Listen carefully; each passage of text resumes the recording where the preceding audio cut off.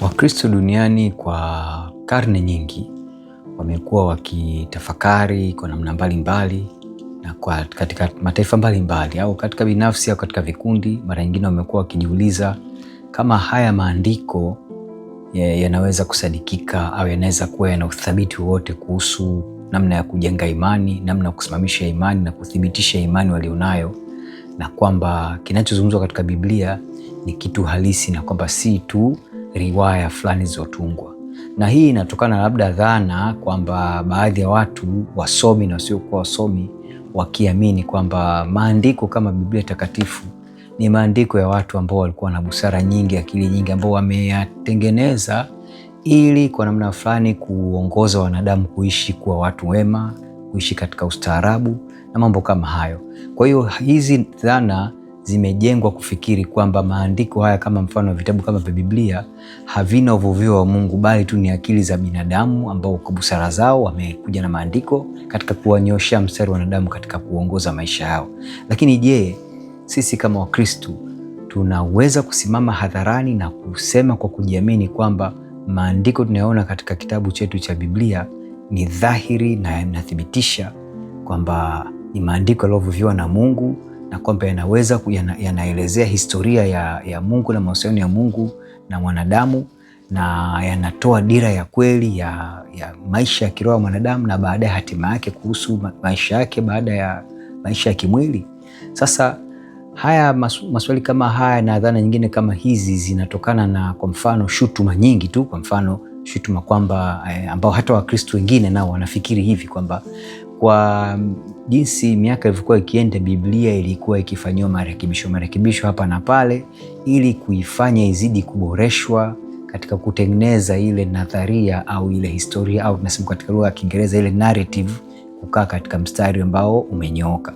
Lakini pia kuna mashambulizi pia kwamba hii Biblia imerekebishwa, na hili hasa liko linatoka kwa Waislamu, kwamba imechakachuliwa, katika kutumia lugha za mtaani, kwamba imechakachukuliwa ili kuleta pingamizi katika maandiko ya Qur'ani. Na hii ni kwa sababu Waislamu wao wanaamini Qur'ani ni mwendelezo wa maandiko yaliyoteremshwa na Allah tangia kipindi cha Nabii Musa kufuatia kwa Daudi na baadaye Yesu Kristo, kwamba sasa Wakristo wao na Wayahudi baada ya kuona kwamba Uislamu unaanza kuwabana, wakaanza kuamua kubadilisha maandiko ya kupingana na maandiko ya Qur'ani.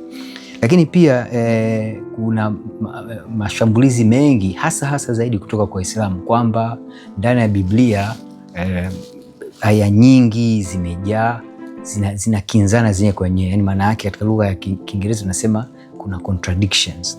Sasa je, tukiangalia Biblia kwa umakini, haya maswali au hizi shutuma zina uzito wote? Sasa kwanza kabisa kwa mujibu wa channel hii, argument zangu ama mapendekezo yangu na pia pointi zangu nyingi na uthibitisho wangu unakaa zaidi katika kujibu shutuma kutoka kwa wenzetu Waislamu, japo kwa namna moja au nyingine naweza nikazungumzia kwa ujumla tu, watu wengine wanaweza wakapata upeo zaidi. Lakini tunaangalia kitu kimoja kikubwa, tofauti moja iliyoko kubwa kabisa baina ya vitabu vya Kiislamu na kitabu hiki cha Biblia ni kwa sababu katika imani ya Uislamu wao wanaamini Allah anateremsha maandiko kama yalivyo bila kubadilika hata nukta. Kwa mfano, wanasema Allah alimteremshia Taurati Musa, Allah akamteremshia Zaburi yule Daudi, na pia baadaye Allah anamteremshia Isa bin Maryam Injili. Sasa kwa upande wa Wakristo maandiko haya hatuna dhana hiyo. Kwa Wakristo tunaamini kwamba Mungu kwa uwezo wake na kwa Roho wake anavuvia watu mbalimbali, kisha kwa hekima yake wanaandika vitabu mbalimbali kutoka katika Agano la Kale mpaka katika Agano Jipya ambavyo vinaelezea mahusiano yake na wanadamu, mpango wake wa wokovu na vitu kama hivyo. Kwa hiyo hii ndio tofauti, kwamba Wakristo tunafahamu na wala hakuna uficho kwamba vitabu hivi vimeandikwa na wanadamu, lakini kwa mwongozo wa Roho Mtakatifu, ambapo Mungu kwa hekima yake anatuonyesha wazi mpango wake na mwongozi wake katika namna gani tunataka tuishi na tuenende hapa duniani, na pia kutuonyesha kuhusu mpango wake wa wokovu kutoka pale wanadamu walipoanguka pale kwenye bustani ya Eden, ambapo Adam na Eva walitenda dhambi ya kwanza ya kuasi maagizo ya Mungu. Lakini tukienda kwa upande mwingine, Biblia ni kitabu cha aina gani? Kabla ya kwenda mbali zaidi, sijaanza kuingia katika hoja za msingi kuhusu uthabiti wa Biblia, ni lazima nielezee kwa ufupi sana, ili ndugu zetu Waislamu na wengine wasiofahamu kama ni Wakristo au walikuwa wapagani na watu kama hao, kwa ufupi tunataka niwaelezee. Biblia si kitabu kimoja. Biblia ni mkusanyiko wa vitabu vingi, na neno Biblia hasa linatoka katika neno la Kigiriki biblos, maana yake ni vitabu, au ni kama tunaweza kusema maktaba ya vitabu. Biblia ina vitabu 66. Katika hivyo vitabu 39 viko katika Agano la Kale na vitabu 27 vipo katika Agano Jipya. Na vitabu hivi 66 vimeandikwa na waandishi takriban 40 katika kipindi tofauti, kutoka mwandishi wa kwanza mpaka yule kitabu cha mwisho ni imeandikwa katika muda usiopungua miaka 1400 hapo. Na waandishi wote hawa 40 kasoro wote walikuwa ni wenye asili ya Kiebrania, kasoro mmoja tu, huyu mwandishi Luka ambaye aliandika Injili ya Luka na Matendo ya Mitume, ndio peke yake ambaye si Mwebrania, yani si Myahudi. Sasa katika hawa waandishi 40 kuna waandishi humu ambao ni wafalme, kwa mfano mfalme Daudi. Kuna waandishi walikuwa ni manabii, unaona vitabu kama vya manabii mbalimbali mle ndani. Kuna waandishi ambao pengine wao walikuwa ni watumishi wakubwa katika tawala mbalimbali za kifalme, tunakuta kwa mfano mtu kama Danieli. Kuna waandishi wengine walikuwa ni wakuu wa majeshi, majemedari wakubwa, kwa mfano tuna katika kitabu kama cha Joshua. Tuna waandishi wasomi wakubwa wa kidini, kwa mfano Paulo, yeye alikuwa ni msomi mkubwa wa dini ya Kiyahudi. Na pia kuna watu ambao wameandika vitabu humu ambao wana maisha ya kawaida kabisa. Tukiwatizama kwa mfano kina Petro na Yohana, hawa walikuwa ni wavuvi tu. Mtu kama Marko alikuwa ni mwanafunzi tu wa mtume Petro na halikadhalika. Lakini tukivichambua hivi vitabu 66 ambavyo nimevisema, katika hivyo vitabu vina makundi kadhaa. Kwa mfano katika Agano la Kale kuna vitabu vya sheria, mfano vile vitabu vya kwanza vya Torati, yani Mwanzo, Kutoka, Kumbukumbu la Torati, Hesabu na vingine. Hivi vinajulikana kama vitabu vya sheria. Halafu kuna vitabu vya historia, kwa mfano kutoka kwa Joshua mpaka kwa Esther, vitabu 12 vile ni vya kihistoria.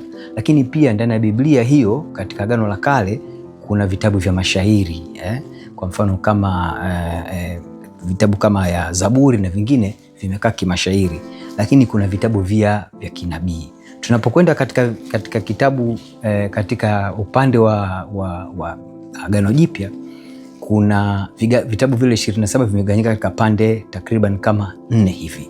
Kuna Injili zile 4 za Mathayo, Marko, Luka na Yohana, lakini kuna kitabu cha kihistoria cha Matendo ya Mitume, na kuna barua za wale mitume mbalimbali wakiandikia. Kwa mfano kuna barua zinazoandikwa na Paulo, kuna barua zinazoandikwa na Petro, kuna barua zinazoandikwa na Yohana. Hizi barua ziko 21, na kuna kitabu kimoja cha unabii ambao ni Ufunuo wa Yohana. Na Biblia hii kwa ujumla yake katika lugha yake asili, hivi vitabu vimeandikwa katika lugha kuu 3. Kwa mfano katika Agano la Kale lugha 2 zimetumika katika vile vitabu vya Agano la Kale, ambavyo ni lugha ya Kiebrania na Kiaramu.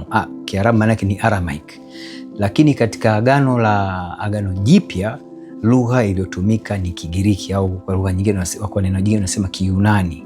Kwa hiyo, lakini kwa nini tumesema hawa waandishi 40 karibu wote kasoro mmoja walikuwa ni Waebrania, lakini kwa nini Agano Jipya linakuja kuandikwa kwa Kigiriki?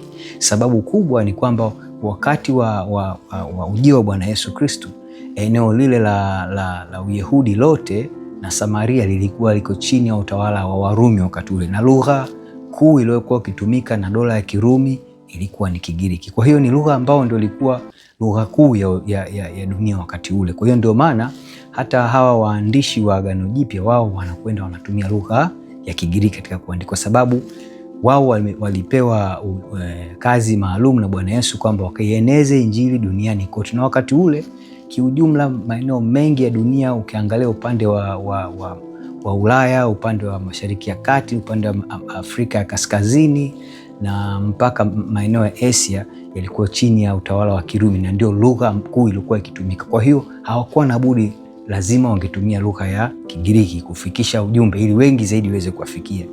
Lakini tukiangalia Biblia tunaona nini? Kwa mfano, jambo la kwanza tunaliona ni historia ya ulimwengu kutoka uumbaji na pia yale ambayo yanatarajiwa katika siku za mwisho. Kwa hiyo tunaona mtiririko wa historia ya uumbaji. Unapoanza kitabu cha Mwanzo, unaona Mungu anaumba ulimwengu, anaumba dunia na vitu vingine vyote vinavyoonekana na sivyoonekana. Lakini pia jambo jingine unaliona unavyosoma Biblia kutoka kile kitabu cha kwanza kabisa mpaka Ufunuo, unakuta historia ya mahusiano ya Mungu na wanadamu. Kutoka pale Mungu anavyoumba mwanadamu, anapofika pale kitendo ambacho cha Adamu na Eva wanaasi kwa kutenda dhambi, na mpaka Mungu anavyokuja kutoa ahadi yake kuwaletea ukombozi. Tunaona hiyo historia mpaka Bwana Yesu anakuja, anakufa msalabani na kufufuka, na kwamba ndio ukamilifu wa ile ahadi ya ukombozi. Na pia tunaona jinsi gani ahadi ya ukamilifu wa ule ukombozi, kwamba baadaye huyu Bwana Yesu anaahidi kwamba atakuja kuchukua wale waliokuwa wake na kufufua waliokuwa wamekufa, na baadaye kufanya dunia mpya na mbingu mpya. Na pia tunapoenda zaidi tunagundua kwamba tunaona pia historia ama narrative ya kuanguka kwa mwanadamu, dhambini na wokovu kama nilivyosema hapo mwanzo. Lakini tunaona kwamba namna gani katika lugha nyepesi kupoteza mwanadamu, anapoteza Edeni ya zamani na ahadi ya kupata Edeni mpya. Na maana nyingine kwamba ukiangalia haya mambo matatu unagundua kitu kikubwa. Tunaona kwamba nini yanaweza kutarajiwa baada ya maisha haya ya mwilini. Maanake Biblia inakuelezea kwamba nini kinatokea baada ya maisha haya mwilini. Na kimsingi kwamba kama sisi kama Wakristo tunasema kwamba Biblia ukiisoma na ukaichambua na ukaitafakari na ukafuatilia vyanzo mbalimbali, utagundua kwamba Biblia ni kitabu mahiri. Umahiri wake unaweza kukuelezea kwa uaminifu kabisa kwamba hichi ni kitabu ambacho unaweza ukakisoma kwa imani na unaweza kuamini kwamba yaliandikwa humu yametokana na uvuvio wa Mwenyezi Mungu na kimesimama thabiti katika kuthibitisha imani juu ya Mungu Yehova, ambaye Wakristo duniani kote na Wayahudi toka enzi za Uyahudi mpaka sasa, na Wakristo pia wamemwamini huyu Mungu mmoja, Mungu wa kweli ambaye tunaamini ndio aliyeumba mbingu na nchi. Sasa katika mfululizo wa vipindi hivi natarajia kuwa na vipindi vingine viwili, na nitatoa hoja kuu 3 kuthibitisha kwamba Biblia ni kitabu mahiri na kinachobeba ujumbe wa kiimani juu ya maisha ya mwanadamu, mahusiano ya mwanadamu na Mungu, na ahadi ya Mungu ya kuwakomboa wanadamu, na pia utimilifu wa ahadi hiyo, kwa kuwa Mungu wetu ni mwaminifu sana. Ahadi ile aliitoa toka mwanzo pale bustanini Eden, na anakuja kuendelea kuitoa ahadi ile kupitia manabii mbalimbali, na baadaye anaitekeleza kupitia kwa mwanaye Bwana wetu Yesu Kristo, kutoa mwili na kuzaliwa na kuishi, kufa msalabani na kufufuka, na baadaye kupaa mbinguni, na baadaye pia akatuma Roho Mtakatifu ambaye sisi Wakristo tunaamini anakaa ndani yetu tunapomkiri Bwana wetu Yesu Kristo na kupata ubatizo, na ndiye ambaye anatuwezesha kuishi maisha ya Kikristo, na ambaye anaweza kutupelekea kuipata ile ahadi ambayo Bwana Yesu alituahidia kwamba kule alipo na sisi tuwepo. Kwa hiyo tutaangalia hoja kuu 3 katika kuthibitisha swala hili kwamba Biblia ni kitabu mahiri.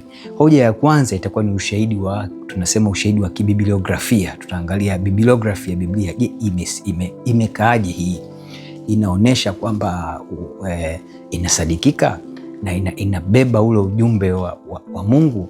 Lakini hoja ya pili itajikita katika uthabiti wa maandiko na unabii. Na hoja ya 3 itakuja katika namna gani Biblia inathibitishwa kwa kuangalia rekodi zake za kihistoria na arkeolojia. Maana yake wanahistoria na archaeologist wale arkeolojia wamegundua kwamba Biblia wanaweza kuthibitisha vitu vingi vinavyoandikwa vinathibitishwa nje kwa kuangalia vitabu kadha vya kihistoria au masalia ya mambo ya arkeolojia kwamba vinaonyesha kweli vitabu hivi havikuwa tu riwaya za kutunga tu, na kwamba vina mambo mengi ambayo yanaweza yakathibitishwa kwa njia nje ya Wakristo au ya Wayahudi. Kwa hiyo hizi ni hoja tatu ambazo tutazitumia kubeba huu ujumbe, kuthibitisha, kujaribu kuelezea kwamba Biblia ni kitabu thabiti ambacho kuna uwezo, kama wewe Mkristo au kama si Mkristo, unaweza kukichukua ukakisoma na kikakupa mwongozo wa namna gani ya kuishi na kumfuata huyu Mungu, na hasa katika kumkiri na kumpokea Bwana wetu Yesu Kristo. Naomba uendelee kufuatilia mfululizo huu, naamini utajifunza mengi. Karibu sana.